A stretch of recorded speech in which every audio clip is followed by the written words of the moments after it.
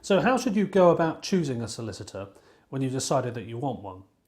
It's an important decision and it could make a very significant financial difference to you.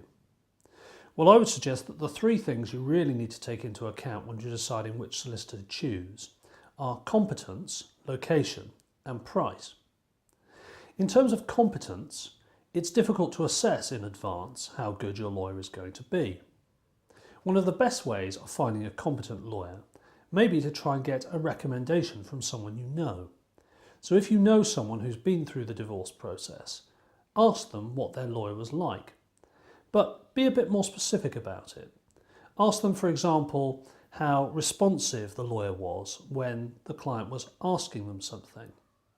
Ask them how accurate the lawyer's fee estimates were as to what it would ultimately cost them to run the case. And ask them what the lawyer's documents were like when they were dealing with the other side. So when they were writing letters to the other side and making offers and responding to the other side and things like that. In relation to competence, specialisation may also be quite a good guide. If someone's chosen to specialise in the area of law they're doing, it may mean that they have a particular competence about it. It does also mean that they're going to do that area of law more than any other area, and they will have developed a degree of specialisation and possibly a degree of expertise. They're likely to be more aware of legal developments in the area, and also they're likely to have a more recent data bank of experiences against which to judge your case. Moving on to location, there is arguably very little point in instructing a firm of lawyers which lives a long way from where the case is going to be dealt with. One reason for doing that, of course, could be if you've been recommended a particular law firm which deals with particular types of cases. But you are going to want to meet with your lawyers, and it's not going to be very helpful to you if you're not able to meet with them when you need to.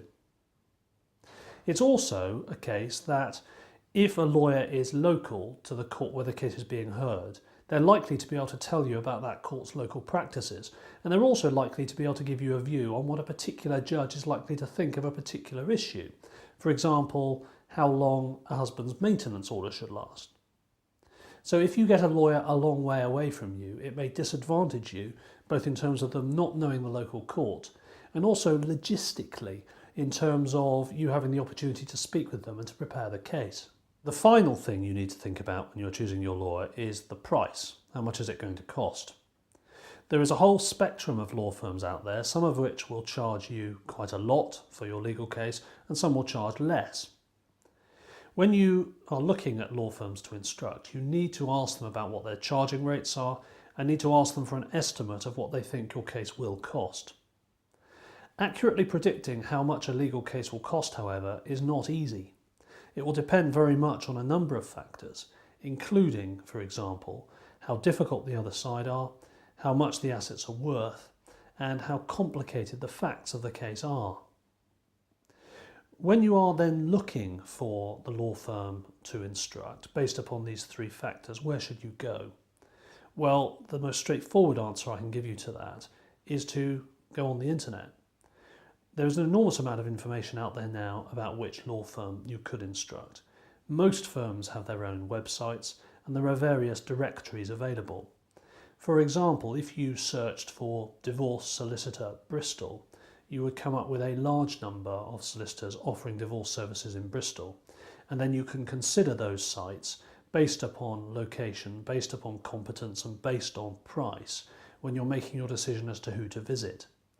Many firms will offer a free half-an-hour appointment which will give you an opportunity to assess whether that firm is the one for you, and I'd advise you to take advantage of that before signing any sort of agreement in relation to retaining a solicitor.